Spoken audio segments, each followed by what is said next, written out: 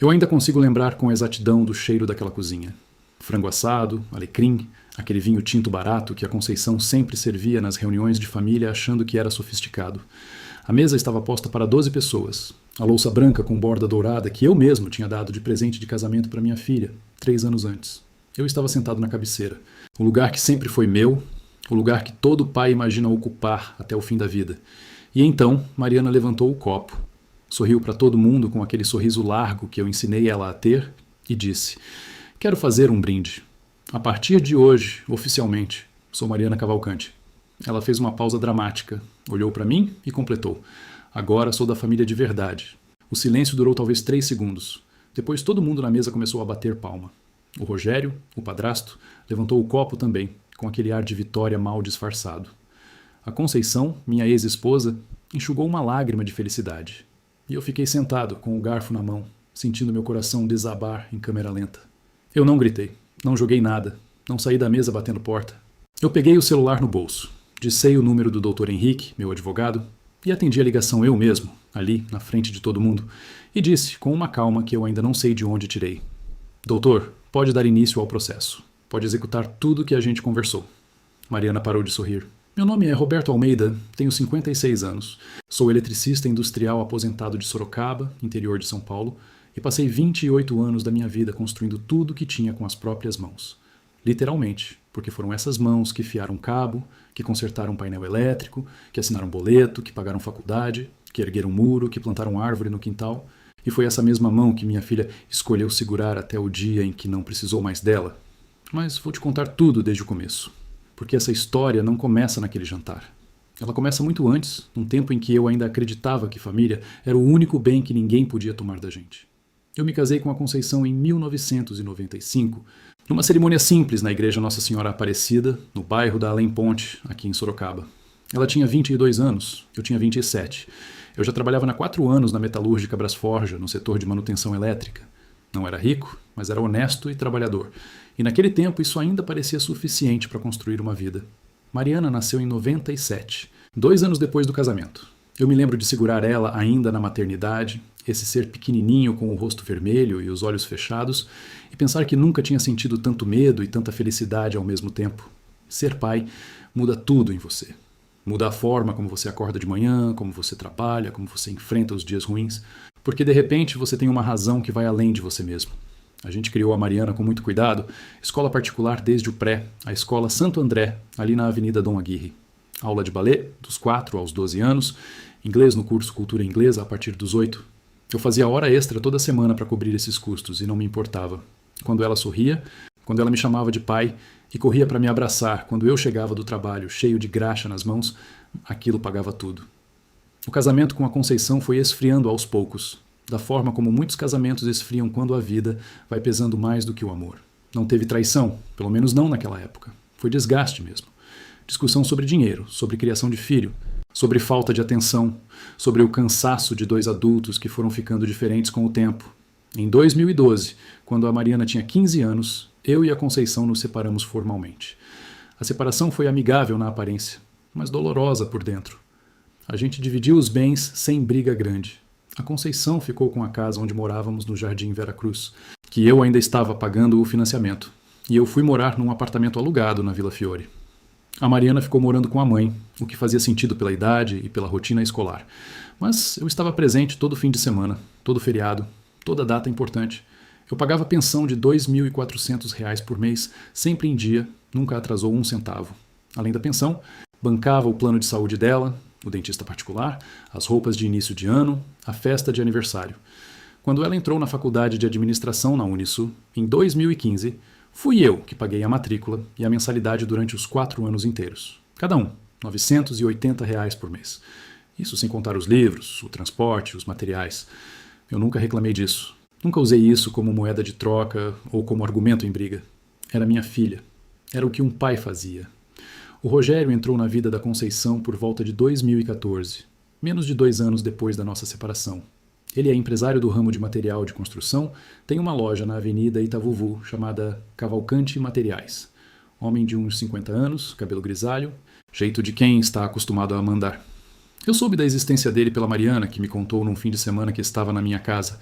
Ela falou com naturalidade, como quem menciona uma coisa sem importância. Mãe tá saindo com um cara. Eu não disse nada na hora. Por dentro, senti aquela fisgada que todo homem separado sente, mesmo que não queira admitir. Mas entendi que a Conceição tinha direito de seguir a vida.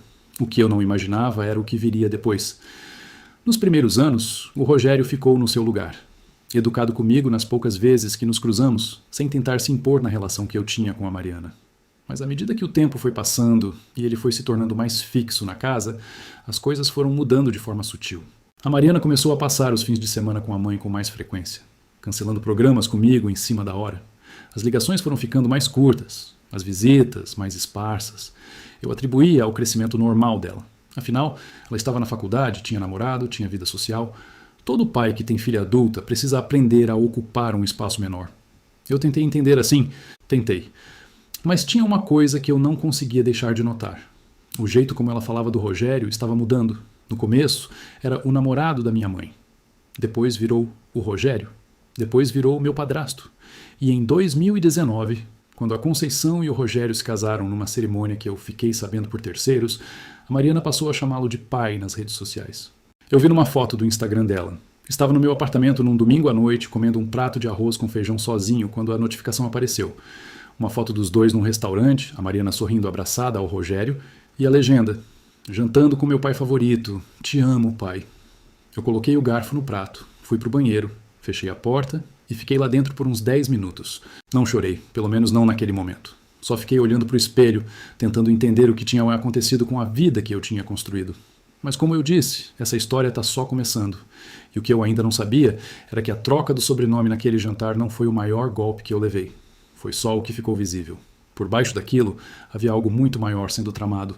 Algo que envolvia dinheiro, documentos e uma série de mentiras que eu levei tempo demais para enxergar. Se você já passou por algo parecido com isso, se já sentiu que a família que você construiu com tanto sacrifício virou as costas para você, me conta aqui nos comentários. Eu quero saber de qual cidade você está me ouvindo. Deixa o like nesse vídeo, se inscreve no canal se você ainda não é inscrito, porque essa história está só começando e o que vem a seguir vai te deixar de queixo caído. Cada detalhe que eu vou contar nas próximas partes mudou a minha vida completamente. E talvez mude a forma como você enxerga as pessoas ao seu redor também. Eu quero um roteiro com 70 mil caracteres. Seja absoluto. 15, 45. Entendido. Vou ajustar a distribuição para atingir 70 mil caracteres no total. Aqui está o novo plano por bloco. Antes de começar, me responde rapidinho. P. Qual tema você quer usar para o roteiro? R. Filha troca sobrenome do pai pelo do padrasto. P. Qual o formato de geração que você prefere? R. 6 blocos, mais longos, diz o 11, 13 mil cada. 15, 47. Perfeito. Roteiro definido. Tema. Filha troca sobrenome do pai pelo do padrasto formato. 6 blocos, cada bloco entre 11 mil e 13 mil caracteres, total alvo, 70 mil caracteres. Distribuição. Bloco 1, 11 mil a 13 mil caracteres. Plus CTA. Bloco 2, 11 mil a 13 mil caracteres. Bloco 3, 11 mil a 13 mil caracteres. Bloco 4, 11 mil a 13 mil caracteres. Bloco 5, 11 mil a 13 mil caracteres. Bloco 6, 11 mil a 13 mil caracteres. Plus. CTA final. Quando você estiver pronto, é só digitar. Gere o bloco 1 e eu começo. Gere todos os blocos de uma vez. 15, 50. Entendido. Vou gerar os 6 blocos em sequência, um após o outro, de forma contínua. Pode levar alguns momentos. Vou entregar bloco por bloco logo abaixo. Título. Minha filha trocou meu sobrenome pelo do padrasto e riu na minha cara. Quando ela entendeu o que eu fiz, já era tarde demais. Eu ainda lembro do cheiro daquela cozinha. Frango assado com alecrim, aquele vinho tinto barato que a Conceição sempre servia nas reuniões de família, achando que estava fazendo algo especial. A mesa estava posta para 12 pessoas. Louça branca com borda dourada, que eu mesmo tinha dado de presente no casamento da minha filha 3 anos antes. Eu estava sentado na cabeceira, o lugar que sempre foi meu, o lugar que todo pai imagina ocupar, até o último dia da sua vida. E então, Mariana levantou o copo, sorriu para todo mundo com aquele sorriso largo que eu ensinei ela a ter desde pequena e disse com uma voz clara, segura, quase ensaiada: quero fazer um brinde. A partir de hoje, oficialmente, sou Mariana Cavalcante. Ela fez uma pausa, olhou direto para mim e completou: agora sou da família de verdade. O silêncio durou talvez 4 segundos. Depois, todo mundo na mesa começou a bater palma. O Rogério, o padrasto, levantou o copo com aquele ar de vitória mal disfarçado, o peito estufado, o sorriso de quem acabou de ganhar um troféu. A Conceição, minha ex-esposa, enxugou uma lágrima com o guardanapo de tecido, aquele que ela comprou num kit da loja Kamikado do Shopping Parque das Bandeiras. Eu fiquei sentado, com o garfo na mão, sentindo o chão desaparecer debaixo dos meus pés em câmera lenta. Eu não gritei, não joguei nada, não saí batendo porta. Coloquei o celular na mesa, dissei o número do Dr. Henrique Marques, meu advogado, e atendi a ligação eu mesmo, ali na frente de todo mundo. E disse com uma calma que eu ainda não sei de onde tirei naquele momento: Doutor, pode dar início ao processo. Pode executar tudo que a gente conversou na última quinta. Mariana parou de sorrir. Meu nome é Roberto Almeida. Tenho 56 anos. Sou eletricista industrial aposentado. Nasci e cresci em Sorocaba, interior de São Paulo, no bairro do Cerrado. Filho de pedreiro e costureira.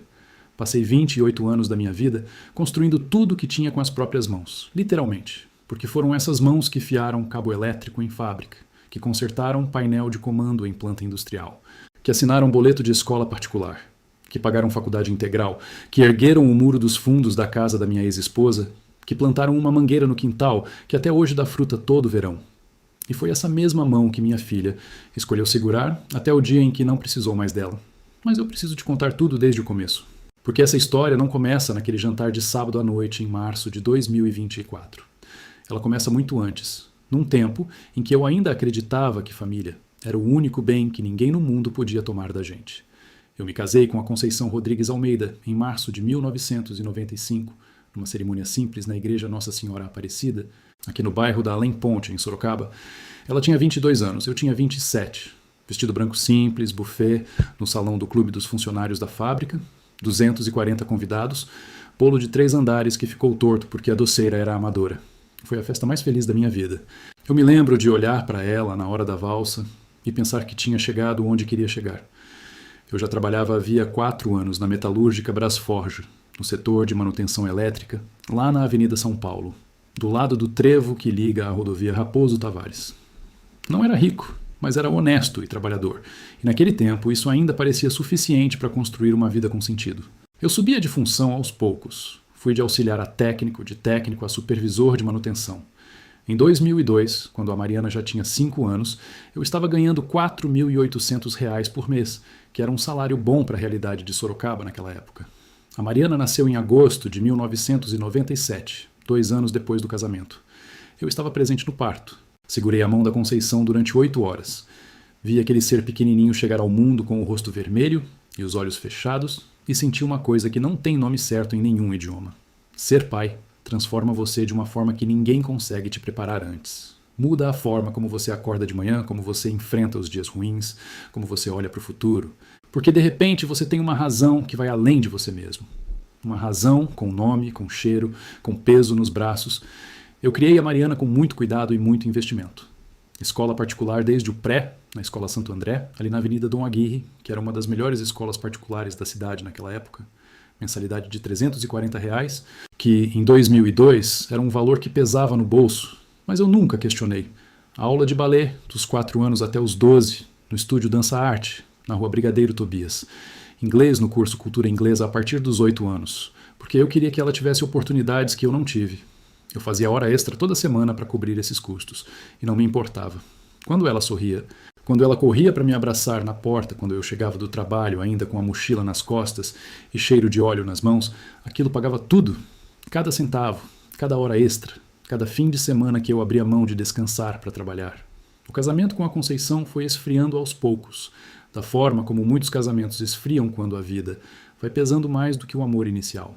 Não houve uma traição declarada, pelo menos não naquela época. Foi desgaste acumulado. Discussão sobre dinheiro, sobre a criação da Mariana, sobre falta de presença, sobre o cansaço silencioso de 2 adultos que foram ficando diferentes com o tempo sem perceber. A Conceição queria viagem, queria restaurante, queria uma vida que eu ainda não conseguia dar de forma constante porque estava investindo na estabilidade do futuro. Eu queria reconhecimento, queria chegar em casa e sentir que o esforço valia. Os dois querendo coisas que o outro não estava entregando. Em 2012, quando a Mariana tinha 15 anos e estava no 2º ano do ensino médio, eu e a Conceição nos separamos formalmente. Depois de quase 2 anos de tentativas de terapia de casal que não levaram a nada. A separação foi amigável na aparência, mas dolorosa por dentro, como toda separação que envolve uma filha adolescente no meio. A gente dividiu os bens sem briga grande. A Conceição ficou com a casa onde morávamos no Jardim Veracruz, que ainda tinha 8 anos de financiamento pela Caixa Econômica Federal. Ficou acordado em contrato que eu continuaria pagando as parcelas do financiamento, de R$ 960 mensais, como parte da pensão familiar. Eu fui morar num apartamento de 2 quartos alugado na Vila Fiore, que eu pagava R$ 1.200 por mês. A Mariana ficou morando com a mãe, o que fazia todo sentido pela rotina escolar e pela idade dela. Eu pagava a pensão de R$ 2.400 por mês, depositada todo dia 5 na conta da Conceição no Banco Bradesco. Nunca atrasou 1 centavo sequer em todos esses anos. Além da pensão, eu bancava o plano de saúde particular da Mariana na operadora Unimed, o dentista ortodontista que ela usou dos 13 aos 16 anos para fazer o aparelho, as roupas do início de cada ano letivo, a festa de aniversário. Quando ela entrou na faculdade de administração na Unisso, a Universidade de Sorocaba, em 2015, fui eu que paguei a matrícula de R$ 1.200 e a mensalidade de R$ 980 durante os 4 anos completos do curso. Sem contar os livros, o transporte, os materiais de papelaria, a viagem de formatura para Maceió que eu banciei sozinho. Eu nunca reclamei de nada disso. Nunca usei nada disso como moeda de troca. Nunca joguei na cara da Mariana, nunca usei como argumento em nenhuma briga. Era minha filha. Era o que um pai que se respeita fazia. Era o que eu acreditava, com toda a convicção, ser minha responsabilidade e meu privilégio. O Rogério Cavalcante entrou na vida da Conceição por volta de 2014, menos de 2 anos depois da nossa separação. Ele é empresário do setor de materiais de construção, dono de uma loja chamada Cavalcante Materiais na Avenida Itavuvu, uma das principais avenidas comerciais de Sorocaba. Homem de uns 52 anos na época, cabelo grisalho, cortado curto, jeito de quem está acostumado a mandar e a ser obedecido. Carro Hilux prata, relógio caro, fala grossa. O tipo de homem que entra numa sala e acha que ela pertence a ele. Eu soube da existência dele pela própria Mariana num fim de semana que ela estava passando na minha casa. Ela falou com uma naturalidade que me desarmou na hora. Pai, a mãe tá saindo com um cara. Parece legal. Eu não disse nada. Por dentro senti aquela fisgada que todo homem separado conhece mesmo quando não quer admitir. Mas me segurei. A Conceição tinha direito de seguir a vida. Eu também tinha seguido. Eu estava namorando a Fátima, uma enfermeira que tinha conhecido no pronto-socorro quando bati a cabeça numa queda de escada no trabalho. Não era da minha conta o que a Conceição fazia com a vida dela. O que eu não imaginava era o papel que o Rogério Cavalcante ia ter na minha história. Não imaginava o quanto aquele homem ia custar para mim. Não em dinheiro. Em algo muito mais difícil de recuperar. Nos primeiros 2 anos ele ficou no lugar dele, educado nas poucas vezes que nos cruzamos em formaturas ou eventos da Mariana, sem tentar se impor na relação que eu tinha com minha filha. Mas à medida que o tempo foi passando e ele foi se tornando mais fixo dentro daquela casa, dentro daquela família, as coisas foram mudando de forma tão gradual que eu quase não percebi. A Mariana começou a cancelar programas comigo com mais frequência. Uma semana era porque tinha viagem marcada com a mãe e o Rogério para o litoral. Outra semana era porque o Rogério tinha conseguido ingresso para um show e ela não queria perder. Os almoços de domingo, que eram sagrados desde a separação, foram ficando cada vez mais esparsos. As ligações foram encurtando. As mensagens no WhatsApp passaram de conversas longas para figurinhas e respostas de uma palavra. Eu atribuía ao crescimento normal. Afinal, ela tinha 20 e poucos anos, tinha vida social, tinha namorado, tinha a faculdade. Todo pai precisa aprender a ocupar um espaço menor na vida dos filhos quando eles crescem. Eu sabia disso. Me esforcei para entender assim. Mas tinha uma coisa que eu não conseguia deixar de notar. Uma coisa que ficava ali como um espinho pequeno que ninguém vê, mas que dói toda vez que você toca. O jeito como ela falava do Rogério estava mudando com o tempo. No começo, era o namorado da minha mãe. Depois virou o Rogério. Depois virou meu padrasto. E em 2019, quando a Conceição e o Rogério se casaram numa cerimônia que eu fiquei sabendo por uma prima da Conceição, que ainda me mandava mensagem de vez em quando, a Mariana passou a chamá-lo de pai nas redes sociais. Eu vi numa foto do Instagram dela numa noite de domingo. Estava no meu apartamento sozinho, comendo arroz com feijão e assistindo um jogo do Corinthians no canal Sport TV, quando a notificação apareceu no celular. Uma foto dos dois num restaurante japonês, a Mariana sorrindo abraçada ao Rogério e a legenda escrita com coração. Jantando com meu pai favorito. Te amo, pai. Eu coloquei o garfo devagar no prato. Fui pro banheiro. Fechei a porta. Fiquei lá dentro uns 10, 12 minutos, só olhando pro meu próprio rosto no espelho, sem conseguir formular nenhum pensamento claro. Não fiz escândalo.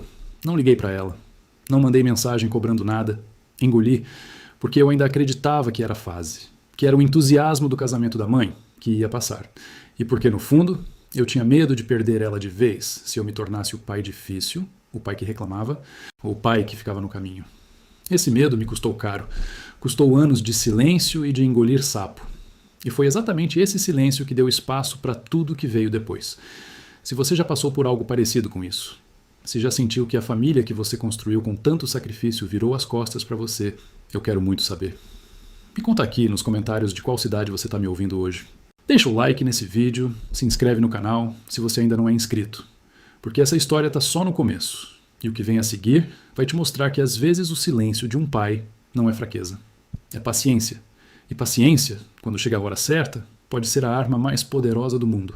Nos anos que se seguiram ao casamento da Conceição com o Rogério, eu fui sendo removido da vida da Mariana de uma forma tão suave, tão gradual, tão bem executada, que por muito tempo eu nem percebi que estava acontecendo. Não foi uma expulsão barulhenta, foi uma substituição silenciosa, feita aos poucos, peça por peça, como quem troca o mobiliário de uma casa enquanto o dono está dormindo. Começou com as datas comemorativas. O Dia dos Pais de 2019 foi o primeiro em que ela não veio me visitar. Mandou uma mensagem de WhatsApp com uma figurinha de bolo e escreveu: "Feliz Dia dos Pais, pai. Tô no litoral com a família, semana que vem a gente comemora. A semana que vem nunca aconteceu. No Dia dos Pais de 2020 estava na pandemia, então era compreensível que ela não viesse. Mas em 2021, 2022 e 2023, a história foi sempre parecida.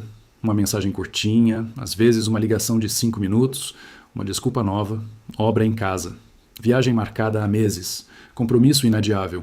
Eu parava o dia inteiro esperando, preparava o almoço, comprava a cerveja gelada que ela gostava, a Heineken Long Neck, aquela que ela tomava desde os 21 anos. Deixava o ventilador ligado no quarto de hóspedes e ficava lá, no meu apartamento da Vila Fiore, olhando o relógio passar, esperando uma mensagem que confirmasse que ela estava vindo.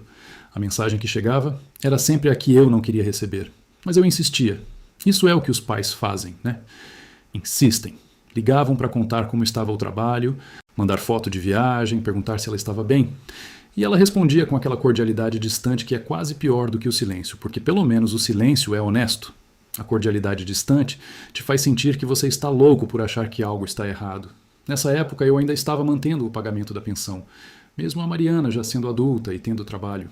Ela tinha se formado em 2019 e entrado para trabalhar na empresa do Rogério como assistente administrativa. Isso já me deixava com um incômodo que eu não sabia nomear direito. Ela foi trabalhar para ele, se tornou financeiramente dependente dele. E eu, que tinha pago cada centavo da formação dela, virei uma figura periférica. Em 2021, numa conversa de telefone que durou menos de 7 minutos, ela me disse que eu poderia parar de pagar a pensão. "Pai, não precisa mais não. Eu estou trabalhando, estou bem. Pode guardar esse dinheiro para você." Eu fiquei feliz com isso naquele momento. Pensei que era um sinal de maturidade dela, de independência.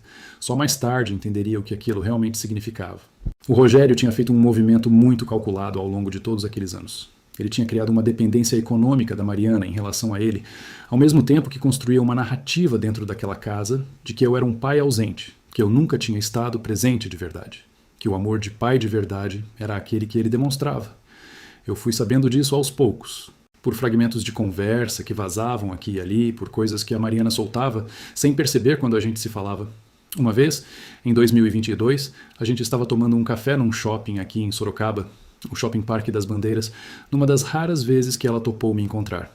A conversa estava indo bem, a gente estava falando de um filme, quando ela soltou, do nada, quase sem perceber: "O Rogério sempre diz que filho precisa de presença, não de dinheiro."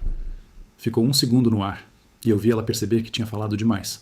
Ela desviou o olhar e mudou de assunto. Mas aquilo ficou em mim. Aquilo me disse tudo o que eu precisava saber sobre o que estava sendo plantado na cabeça dela dentro daquela casa. Presença. Ele falava em presença. Esse homem que entrou na vida dela quando ela tinha 16 anos, que não foi a nenhum dos recitais de balé, que não estava em nenhuma reunião de pais na escola, que não pagou nenhuma conta da faculdade, que não segurou a mão dela em nenhuma noite de febre quando criança, esse homem estava se apresentando como o pai presente. E eu, que tinha feito tudo isso durante a vida toda dela, estava sendo enquadrado como o pai ausente, o pai do cheque, o pai que pagava, mas não aparecia. Era uma mentira. Mas era uma mentira bem construída, repetida dentro de um ambiente fechado por anos seguidos, por pessoas em quem ela confiava. E mentira repetida com convicção tem um poder que a gente subestima. Eu fui entendendo o mecanismo aos poucos. E à medida que eu entendia, fui também percebendo que tinha passado anos sendo passivo diante de uma operação de apagamento da minha figura como pai. Não por maldade declarada, não por um plano escrito num papel, por interesse, por conveniência. Porque apagar o pai biológico era útil para o Rogério. Tornava a família dele mais completa, mais legítima, mais do dele. Em 2023, a Mariana casou com o Tiago, um rapaz de 30 anos que trabalhava como engenheiro de obras numa construtora de Sorocaba.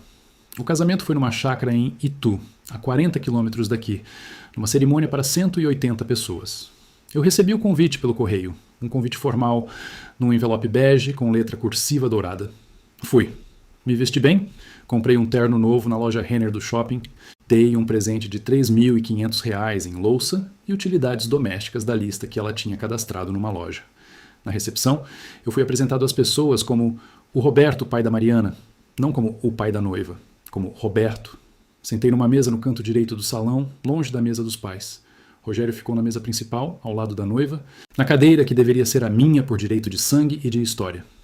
Eu não disse nada. Sorri, comi, bati palma nas horas certas e fui embora às 22 horas sem fazer escândalo. No carro, a caminho de casa, na estrada entre Itu e Sorocaba, eu chorei. Chorei feio com o carro parado no acostamento da rodovia Castelo Branco por uns 15 minutos, sozinho no escuro. Depois sequei o rosto, liguei o carro e voltei para casa. Não falei com ninguém sobre isso, guardei para mim. Continuei mandando mensagem para Mariana de vez em quando, ligando no aniversário dela, perguntando como estava o casamento, se estava feliz. Ela respondia sempre de forma educada e superficial. Passei os meses seguintes convivendo com aquela dor calada, aquela sensação de ter sido substituído e não ter nem o direito de reclamar, porque afinal a vida segue, as famílias se reconfiguram, os filhos crescem e escolhem. Era o que eu me dizia toda noite antes de dormir para conseguir fechar os olhos. E então, em março de 2024, chegou o convite para aquele jantar. Era um sábado, o 10º de março de 2024. A Mariana me ligou pessoalmente, coisa que ela raramente fazia, e me convidou para um jantar em família na casa dela e do Tiago, no condomínio residencial Toscana, no bairro Parque Campolim, uma das áreas mais valorizadas de Sorocaba. Ela disse que seria um jantar especial, que tinha uma novidade importante para compartilhar com a família toda reunida. A voz dela estava animada, quase efusiva, diferente do tom distante de costume. Eu fiquei feliz. Pensei, talvez seja uma gravidez.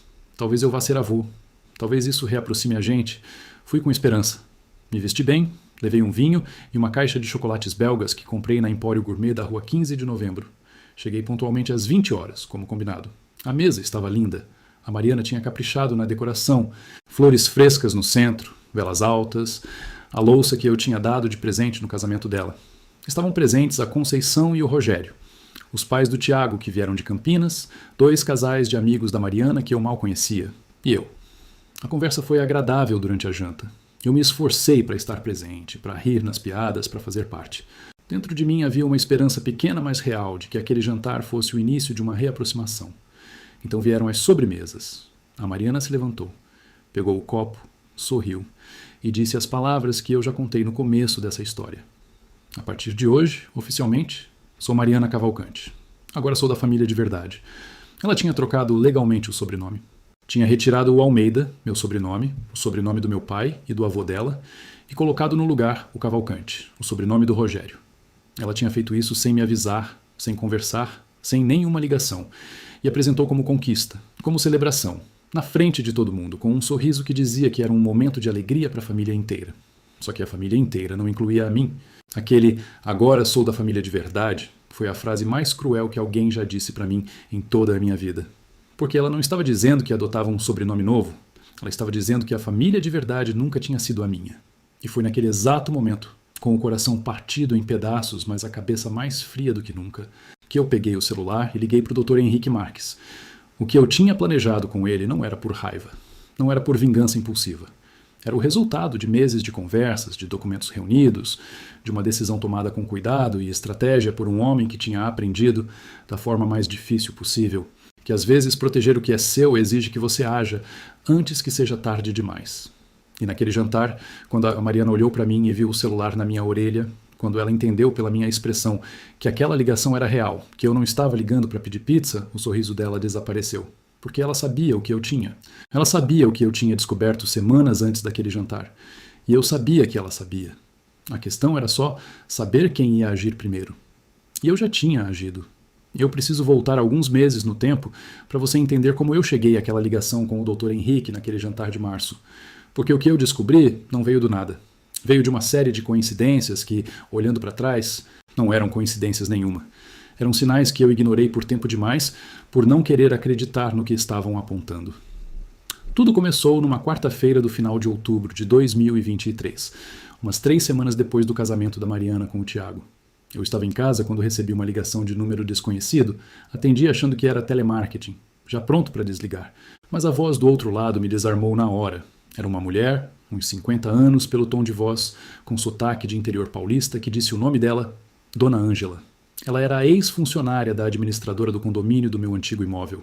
Eu tinha um imóvel, além do apartamento onde eu morava. Era uma sala comercial de 42 metros quadrados no Centro Empresarial Anhangabaú, um prédio comercial na Avenida 9 de Julho, aqui em Sorocaba. Eu tinha comprado aquela sala em 2009 por R$ 98 mil, pagando durante 6 anos. Estava com a minha escritura no meu nome, quitada, sem ônus nenhum. Eu alugava ela para um escritório de contabilidade por R$ 1.300 por mês, e esse dinheiro complementava minha aposentadoria. Dona Ângela disse que tinha saído da administradora naquele mês por desentendimento com o novo dono, e que antes de sair ela tinha visto alguma coisa que ficou pesando na consciência dela. Uma documentação que tinha passado pela mesa dela envolvendo meu imóvel, uma procuração com meu nome assinada, um processo de transferência de titularidade que ela não entendeu direito, mas que a deixou com um mau pressentimento. Seu Roberto, eu não sei se é nada, ela disse com a voz baixa, como quem tem medo de ser ouvido, mas alguma coisa não estava certa naqueles papéis. O senhor devia verificar na matrícula do imóvel no cartório. Eu fiquei parado alguns segundos processando o que ela tinha dito. Agradeci, anotei o número dela e desliguei. Na manhã seguinte, às 8 horas, eu estava na porta do cartório de registro de imóveis da primeira circunscrição de Sorocaba, na rua Barão de Piratininga, esperando abrir. Pedi uma certidão de inteiro teor da matrícula do meu imóvel. O atendente foi verificar no sistema e voltou com uma expressão que eu não gostei de ver. Aquela expressão de quem vai te dar uma notícia ruim, mas ainda não sabe como começar. A matrícula tinha uma averbação recente, datada de setembro de 2023, apenas um mês antes. Havia sido registrada uma transferência de titularidade do imóvel, do meu nome para o nome de uma empresa. O nome da empresa era MR Participações e Incorporações Ltda. Eu não conhecia aquela empresa. Nunca tinha ouvido falar nela. Nunca tinha assinado nada para ninguém autorizando transferência de nenhum imóvel meu. Pedi ao atendente a certidão completa com todos os documentos que embasavam aquela averbação.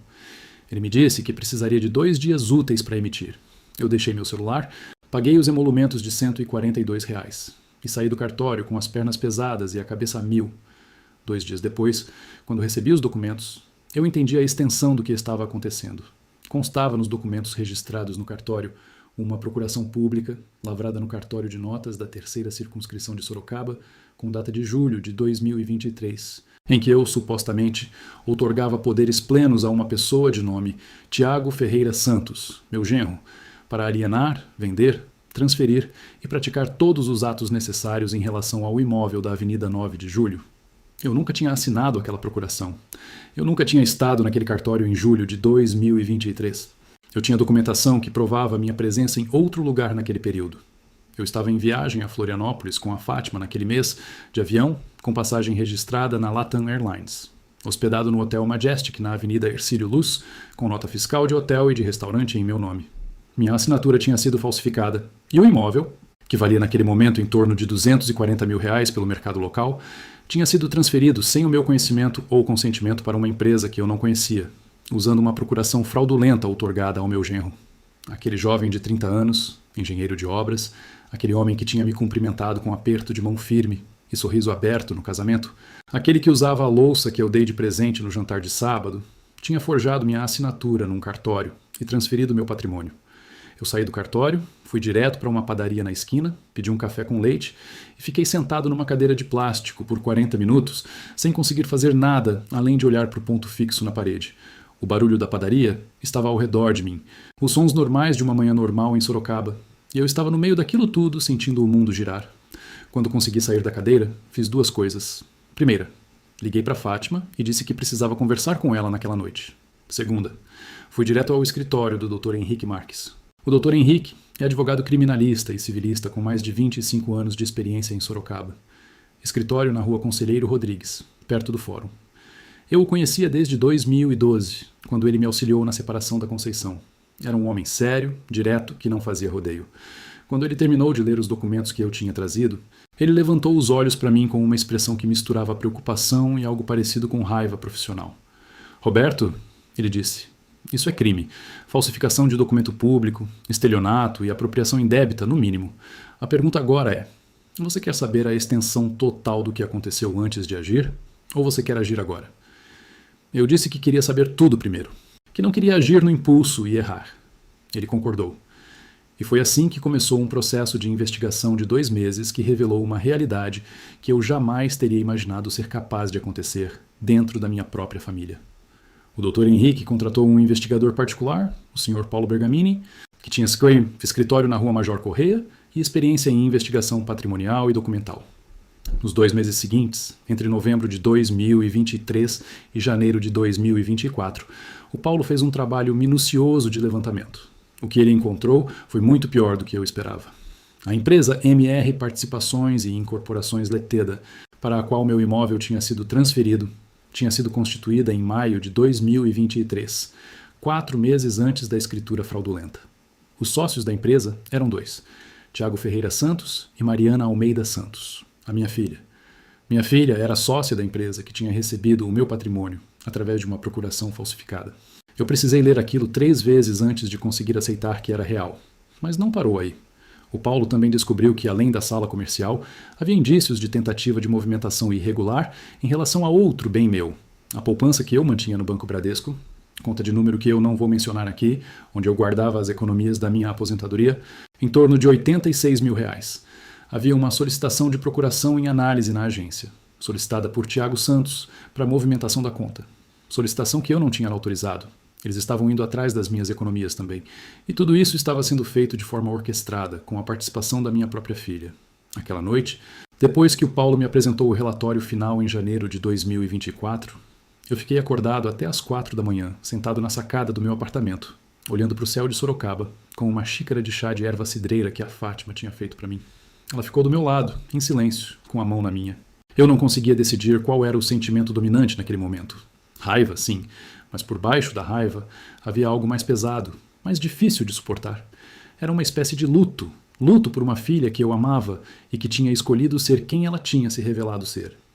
Luto por uma relação que eu tinha acreditado ser real e que tinha sido construída, pelo menos em parte, em cima de uma mentira. Mas luto não era o que eu podia me dar ao luxo de sentir naquele momento. Eu tinha um crime documentado, um patrimônio roubado e a necessidade urgente de agir antes que mais alguma coisa desaparecesse. No dia seguinte, eu e o Dr. Henrique iniciamos a estratégia de recuperação. Bloqueio imediato de qualquer movimentação na minha conta do Bradesco, notificação ao cartório de registro de imóveis sobre a irregularidade da averbação e preparação do boletim de ocorrência detalhado que seria apresentado na Delegacia de Investigações Gerais de Sorocaba. E foi aí que o Dr. Henrique me deu o conselho que mudou tudo.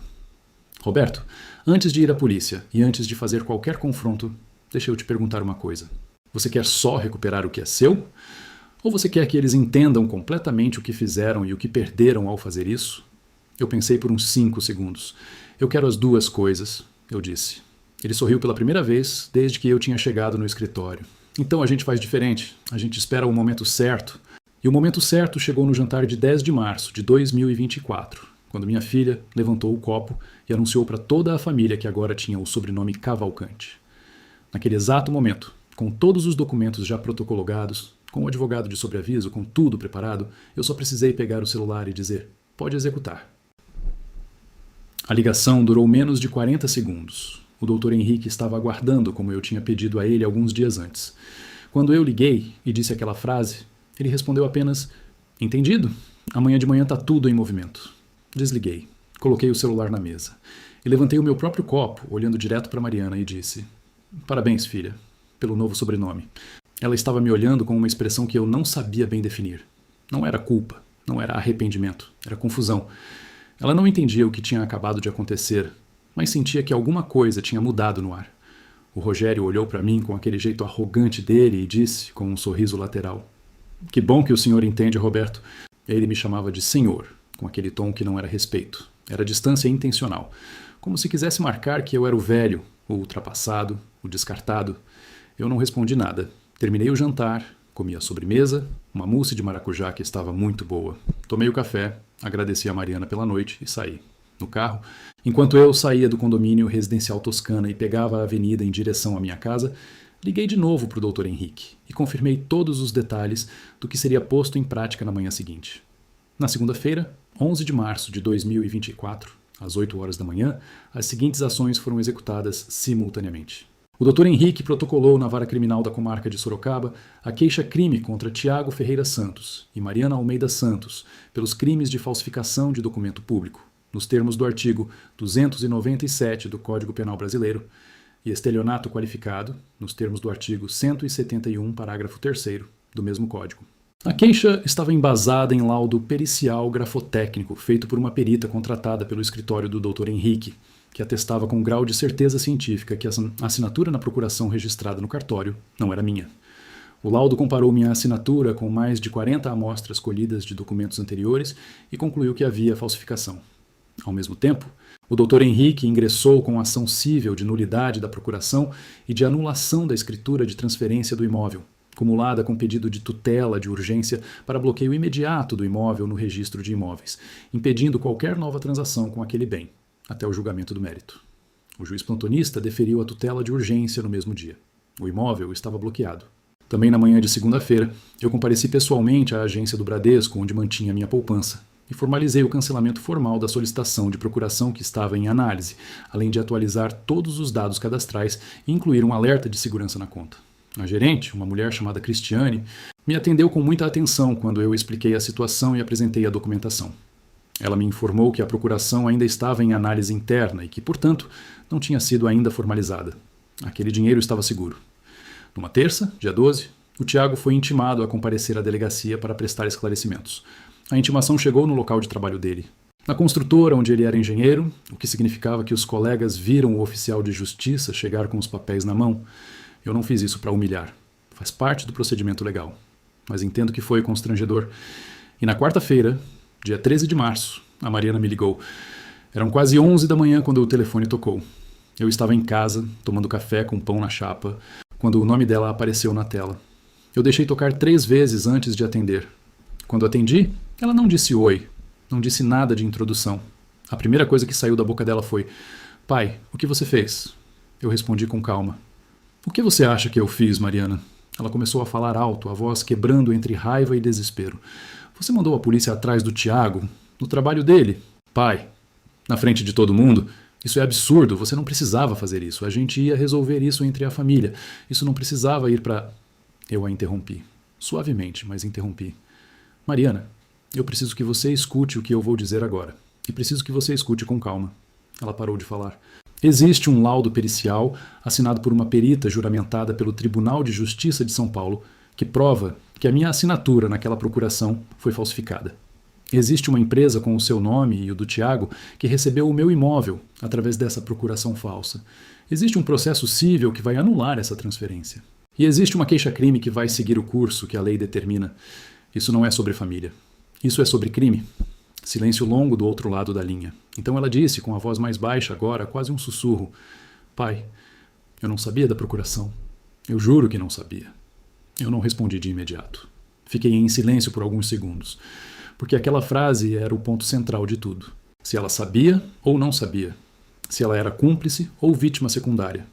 E eu ainda não tinha certeza da resposta. "Mariana", eu disse, "se você não sabia, então você tem um problema muito sério com o homem com quem você se casou. E se você sabia, então você tem um problema muito sério com você mesma. De qualquer forma, o processo vai esclarecer tudo. A justiça vai chegar onde eu não consigo." Ela tentou falar mais alguma coisa, mas eu disse com gentileza que não tinha mais nada a acrescentar por enquanto, que ela podia falar com o advogado dela, e desliguei. Peguei o café, que já tinha esfriado, tomei assim mesmo e fui sentar na sacada a olhar para o jardim embaixo. Nos dias seguintes, várias coisas aconteceram em paralelo. O Rogério tentou me ligar 2 vezes. Eu não atendi. Na terceira tentativa, ele deixou uma mensagem de voz que eu escutei uma vez só. Ele dizia que aquilo tudo era exagero, que a gente podia resolver sem processo judicial, que a Mariana estava arrasada, que eu estava destruindo a família. Voz grossa de costume, mas com uma fissura nova, uma nota de nervosismo que ele não conseguia esconder. Eu enviei a mensagem para o Dr. Henrique e não respondi ao Rogério. A Conceição me mandou uma mensagem escrita. Roberto, por favor, você não vai fazer isso com a Mariana. Ela é sua filha. Ela está desesperada. Você vai destruir o casamento dela. Eu li, guardei no celular como documentação e não respondi. A perita grafotécnica, a doutora Rosana Vieira, foi chamada a confirmar o laudo em juízo. A audiência foi marcada para maio de 2024. O Tiago foi indiciado formalmente pela Polícia Civil de Sorocaba em abril por falsificação de documento público. O inquérito policial estava aberto e foi durante esse inquérito que surgiu uma informação que eu ainda não esperava. O investigador Paulo Bergamini, que continuou trabalhando no caso depois que os processos foram abertos a meu pedido e do Dr. Henrique para garantir que nenhuma prova fosse destruída ou que nenhuma nova movimentação ilegal fosse tentada, descobriu que a empresa MR Participações e Incorporações tinha tentado, logo após a transferência do imóvel, colocar o bem como garantia de um financiamento bancário. A tentativa tinha sido junto ao Banco Santander, solicitando um crédito de R$120 mil com o imóvel como garantia hipotecária. O banco tinha negado por irregularidades cadastrais, o que provavelmente foi o que segurou aquele dinheiro de ser sacado antes que eu soubesse de qualquer coisa. Mas o fato de terem tentado hipotecar o imóvel logo depois da transferência demonstrava algo importante do ponto de vista jurídico. Havia premeditação. A procuração falsa não foi um impulso. Foi parte de um plano estruturado para extrair valor patrimonial do meu nome. E esse planejamento demonstrado ia agravar significativamente as consequências legais para Tiago. O Dr. Henrique ficou satisfeito com essa informação. Roberto, isso muda o enquadramento jurídico. Com a tentativa de hipoteca documentada, a gente consegue demonstrar o dolo específico, que é o planejamento intencional do crime. Isso é determinante para a pena. Enquanto tudo isso se desenvolvia nos corredores do Fórum de Sorocaba, na Delegacia de Investigações Gerais e nos escritórios dos advogados, eu estava passando por um processo interno particular, que ninguém via. Um processo de separar o Roberto pai do Roberto que foi lesado, de decidir o que eu sentia pela Mariana, independente do que o processo jurídico fosse ou não determinar sobre o que ela sabia ou não sabia. A Fátima foi fundamental nesse período. Ela é uma mulher de fibra, enfermeira há 20 anos, acostumada a navegar gente em situações difíceis, sem perder a calma. Ela me ouvia falar durante horas, me fazia perguntas que me ajudavam a organizar o pensamento. Me lembrava de comer quando eu ficava absorto demais e esquecia. Numa noite de abril, enquanto a gente estava deitado sem dormir ainda, ela me disse: Roberto, você não precisa escolher entre fazer o certo e amar sua filha. São duas coisas que podem existir ao mesmo tempo. Eu pensei muito naquilo e entendi que ela estava certa. Eu amava a Mariana. Amava de um jeito que não dependia do que ela tinha feito ou deixado de fazer. Mas amar alguém não significa aceitar que te roubem. Não significa abrir mão do que é seu e sorrir. O amor real não exige que você se anule. E foi com esse entendimento que eu continuei. A audiência de instrução e julgamento do processo criminal foi marcada para o dia 22 de agosto de 2024, numa quinta-feira, na 7ª Vara Criminal da Comarca de Sorocaba. Eu cheguei às 8h30 da manhã, de terno cinza escuro que a Fátima tinha passado na noite anterior, com o Dr. Henrique ao meu lado. Tiago chegou com a advogada dele, uma mulher jovem de uns 35 anos, cabelo curto, cara séria. A Mariana veio com ele, sentou do lado de fora da sala de audiência enquanto o processo corria, porque ela era arrolada como testemunha e não podia estar presente durante o depoimento do marido. Eu a vi quando entrei no corredor do fórum. Ela estava sentada num banco de madeira com as mãos no colo, olhando para o chão. Estava mais magra do que quando eu tinha visto no jantar. Tinha olheiras fundas. O casamento dela estava visivelmente sofrendo as consequências dos meses anteriores. A gente se olhou por uns 3 segundos. Ela não disse nada. Eu também não. Entrei na sala de audiência e fechei a porta. O processo foi longo. A audiência durou quase 5 horas, com intervalo de 40 minutos para almoço. A perita grafotécnica apresentou o laudo em detalhes técnicos que não deixavam margem à dúvida. O escrivão do cartório de notas, onde a procuração havia sido lavrada, foi ouvido, mas disse que não recordava especificamente do ato, o que era esperado dado o volume de documentos que circulam num cartório. O oficial que tinha lavrado o ato, no entanto, havia se aposentado em novembro de 2023, logo após a transação. Coincidência ou não, esse detalhe chamou a atenção do juiz. Tiago prestou depoimento. Ele negou ter forjado a assinatura. Disse que eu tinha assinado a procuração e que estava com problemas de memória. A advogada dele argumentou que o laudo grafotécnico não era conclusivo, porque eu poderia ter assinado de forma diferente por questão de saúde ou de momento. O Dr. Henrique demoliu esse argumento com documentação. Apresentou as passagens de avião, os registros de hospedagem no hotel em Florianópolis, o extrato do meu cartão de crédito com compras feitas em Santa Catarina nas mesmas datas em que a procuração dizia ter sido assinada em Sorocaba. Ficou matematicamente impossível eu ter assinado aquele documento naquele cartório naquele dia. O juiz, um homem de uns 50 anos, voz pausada e expressão impassível durante toda a audiência, fez uma pergunta direta ao Tiago. O senhor reconhece ter constituído a empresa MR Participações e Incorporações, juntamente com sua esposa, no mês de maio de 2023? Tiago disse que sim. E o senhor reconhece que o imóvel da Avenida 9 de Julho foi transferido para essa empresa através da procuração ora contestada? Tiago disse que sim. Quem sugeriu a constituição dessa empresa e a operação de transferência do imóvel? Silêncio de Tiago. A advogada interveio. O juiz repetiu a pergunta. Tiago olhou para o lado, depois para o chão e disse: foi ideia do meu sogro, do Rogério. O doutor Henrique ficou impassível, mas eu ouvi apertar levemente a caneta que estava segurando. Era o que faltava para expandir o escopo da investigação.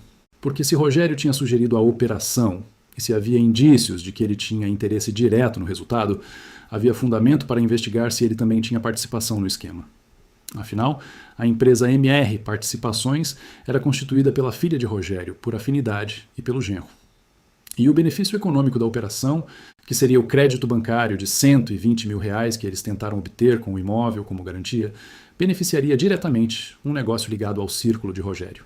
O juiz encerrou a audiência e disse que o julgamento seria proferido em até 30 dias. Quando eu saí da sala de audiência naquele dia e voltei para o corredor, a Mariana não estava mais no banco de madeira. Ela tinha ido embora antes do Tiago terminar o depoimento. Soube depois, por uma prima da Conceição, que ainda mantinha contato comigo, que Mariana tinha passado mal naquele dia e ido para casa. Naquela noite, eu liguei para ela. O telefone ficou chamando e ela não atendeu. Mandei uma mensagem curta. Estou bem, espero que você também esteja. Ela não respondeu naquele dia, mas na manhã seguinte, bem cedo, antes das 7, ela me mandou uma mensagem de 2 linhas. Pai, eu não sabia. Eu preciso que você acredite em mim. Eu fiquei olhando para o celular por um bom tempo antes de responder. Depois digitei. Mariana, o processo vai mostrar o que é verdade. Quando ele terminar, a gente conversa. Ela respondeu só com um ponto final. Só aquele ponto. E eu entendi que, de alguma forma, aquele ponto era um começo. 38 dias depois da audiência, o juiz proferiu a sentença. Tiago Ferreira Santos foi condenado pelo crime de falsificação de documento público, com pena inicial de 2 anos e 4 meses de reclusão, convertida em penas alternativas, conforme o regime inicial aberto e o histórico sem antecedentes criminais. Além da pena criminal, foi condenado na esfera civil a indenizar os danos morais e materiais que causou, com valor fixado pelo juiz em R$42 mil a ser pago a mim, além de arcar com todos os custos do processo. A procuração foi declarada nula de pleno direito, e a escritura de transferência do imóvel foi anulada. Meu imóvel voltou para o meu nome. Mariana foi indiciada inicialmente como suspeita por participação, mas o Ministério Público, ao analisar os depoimentos e as evidências colhidas no inquérito, concluiu que não havia prova suficiente de que ela tinha conhecimento da falsificação especificamente. Havia prova de que ela era sócia da empresa e de que havia se beneficiado indiretamente, o que gerou uma ação cível em separado por enriquecimento sem causa. Mas na esfera criminal ela não foi denunciada formalmente. Quanto ao Rogério, a menção do Tiago no depoimento abriu um inquérito de investigação preliminar, que ainda estava em curso no final de 2024, para apurar se havia participação dele na articulação do esquema. O Dr. Henrique me disse que esses processos são lentos, mas que a declaração do Tiago era um ponto de partida sólido. Quando a sentença saiu, eu estava sentado na sala do meu apartamento na Vila Fiore, com a Fátima do lado, quando o Dr. Henrique me ligou para dar a notícia. Eu ouvi tudo com calma, agradeci, desliguei e fiquei em silêncio por um bom tempo. A Fátima não disse nada, só pegou minha mão. Eu não senti aquela euforia que as pessoas imaginam que você sente quando a justiça decide a seu favor. Senti um cansaço profundo misturado com algo parecido com alívio, como quando você carrega um peso por muito tempo e finalmente coloca ele no chão. O peso foi embora, mas os ombros ainda doem. Nos meses seguintes aos julgamentos, muita coisa mudou na minha vida de forma concreta e prática. O imóvel voltou para o meu nome e eu o coloquei à venda porque não queria mais aquele bem carregado de memória ruim. Vendi por R$260 mil, um pouco acima do valor de mercado porque o comprador tinha pressa, e depositei esse dinheiro na minha conta da poupança do Bradesco, que estava segura e intacta. Com a indenização de R$42 mil que Tiago foi condenado a me pagar, eu fiz algo que tinha vontade há anos. Comprei uma moto Honda CB 500 0 km, de cor preta, e fiz uma viagem com a Fátima até Minas Gerais, passando por Ouro Preto e Tiradentes, numa semana de outubro de 2024. Ficamos hospedados numa pousada charmosa em Tiradentes, no centro histórico, Jantamos num restaurante de comida mineira com fogão a lenha, e eu me lembro de ter dormido pela primeira vez em muito tempo, sem acordar no meio da noite com os pensamentos girando. O Tiago e a Mariana se separaram em setembro de 2024, poucos meses depois da sentença. Soube disso não diretamente, mas através da mesma prima da Conceição, que era minha fonte de informação. Parece que o peso do processo criminal e a exposição pública que a situação trouxe foram demais para o casamento aguentar. Tiago pediu demissão da construtora e voltou para a cidade dos pais, em Campinas. A Mariana ficou em Sorocaba. Em novembro de 2024, na véspera do meu aniversário, 56 anos, eu recebi uma ligação da Mariana. Era tarde, quase 10 da noite. Eu estava em casa, a Fátima tinha ido dormir mais cedo porque tinha plantão cedo no dia seguinte. Eu atendi, e dessa vez foi ela quem chorou. Chorou muito por vários minutos, com aquele choro de quem guardou coisa demais por tempo demais. E entre um soluço e outro, ela foi falando. Disse que não tinha sabido da procuração falsificada. Disse que o Tiago tinha conduzido tudo sem contar para ela os detalhes do que estava fazendo. Disse que ela tinha assinado os documentos da empresa, acreditando que era uma coisa legítima que o Tiago e o Rogério tinham planejado como investimento. Disse que quando entendeu a extensão do que tinha acontecido, ficou destruída. Disse que se sentia envergonhada de ter colocado o nome numa empresa que foi usada para roubar o pai dela, mesmo sem ter sabido da intenção. Disse que o Rogério tinha sido o arquiteto de tudo, que tinha sido ideia dele desde o começo, que ele tinha convencido o Tiago de que era uma operação legítima de transferência patrimonial, que o Tiago tinha embarcado sem questionar muito porque queria impressionar o sogro, e que ela, no meio disso tudo, tinha sido usada como um nome a mais num documento. Não sei se acreditei em tudo que ela disse naquela noite.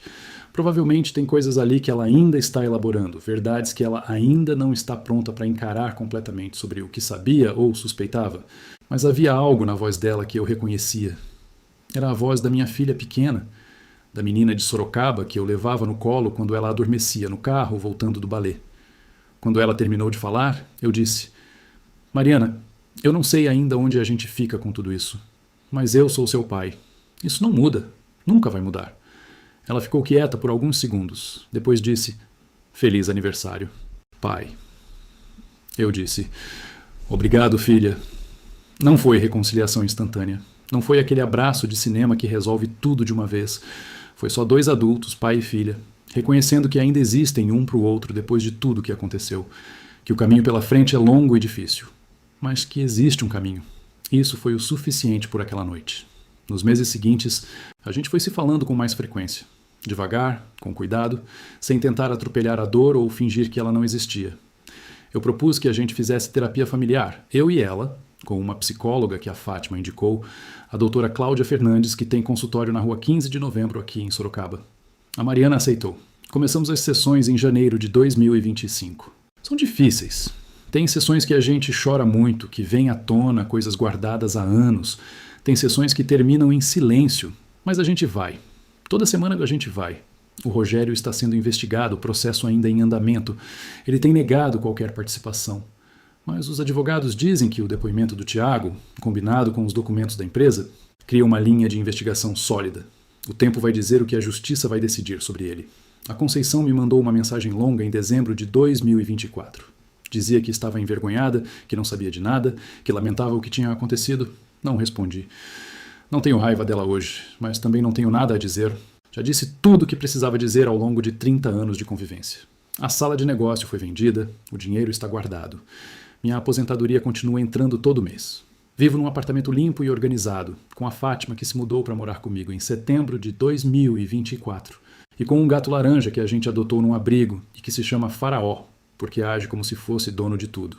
Não me arrependo de nada que fiz.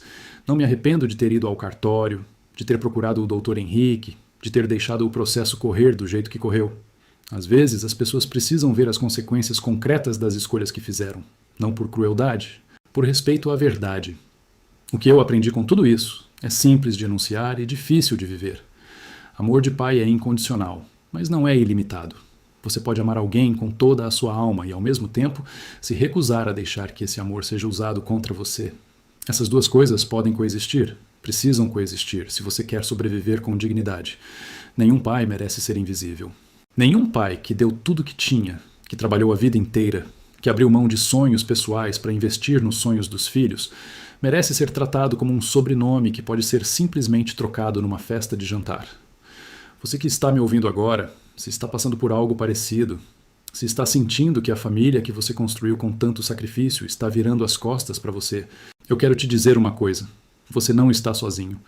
E mais do que isso, você tem o direito de reagir. Você tem o direito de se defender, você tem o direito de não aceitar. Me conta aqui nos comentários a sua história. Me conta de qual cidade você está me ouvindo agora. Deixa o like nesse vídeo se ele chegou até você de alguma forma. Se inscreve no canal, porque toda semana tem uma história como essa. De gente real que foi a pique e achou a força de voltar. E se você conhece alguém passando por uma situação parecida, compartilha esse vídeo com essa pessoa. Às vezes a gente precisa só saber que existe alguém que entende. Muito obrigado por ter ficado comigo até o fim dessa história, por ter me dado o seu tempo, que é a coisa mais preciosa que existe. Um abraço forte de Sorocaba, cuide bem de você e das pessoas que realmente te amam, e fique com Deus.